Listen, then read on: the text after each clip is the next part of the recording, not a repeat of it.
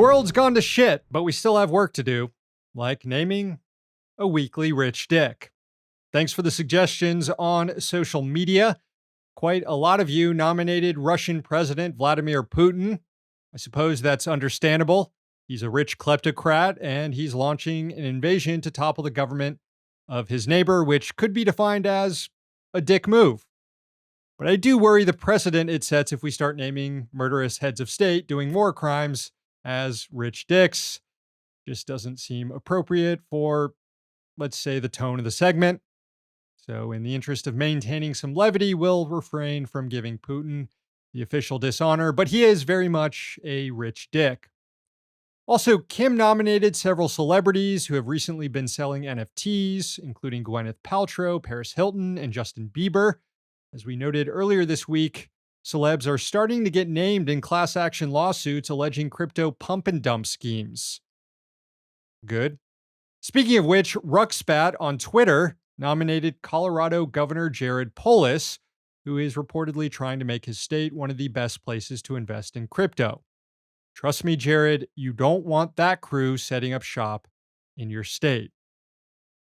Again, thanks for all the nominations, but in the end, I make the final decision here.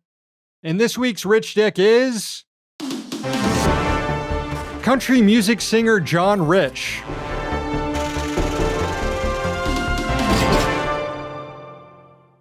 Rich is known for a song that you've probably heard of, Save a Horse, Ride a Cowboy. Well, he's since become a reactionary activist, and he's now a big proponent of school book burning. This week, Rich showed up at a hearing at the Tennessee State Legislature to push a bill that would ban schools from distributing obscene material that could be harmful to kids. The legislation doesn't define obscene, but the bill was introduced as a nod to the McMinn County School Board that earlier this year banned the Pulitzer Prize-winning graphic novel about the Holocaust, Maus, claiming it had graphic content that was troubling to students. This all part of the same reactionary ideological project to brainwash kids, something Rich is very much on board for. You just have to listen for yourself to this argument that Rich gives comparing teachers to pedophiles. What's the difference between a teacher or an educator or a librarian putting one of these books, like you have, on the desk of a student, or a guy in a white van pulling up at the edge of school when school lets out and saying, "Come on around, kids, let me read you this book and show you these pictures"? What's the difference in those two scenarios? There is a difference, by the way. They can run away from the guy in the white van.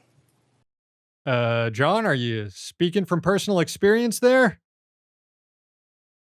I'm not sure how you arrive at a place where you're comparing teachers providing educational lessons to students to kidnappers trying to lure children into their van. But John is there and totally not self-aware at all. Honestly, extremely funny that a guy who wrote a song about banging cowboys is feigning concern about kids seeing graphic content while learning about difficult subjects like the Holocaust. Now, perhaps my focus on Rich this week is my own bias against country music showing through, but I don't care. No hate to the listeners who like that garbage, but all the hate in the world for John Rich Dick.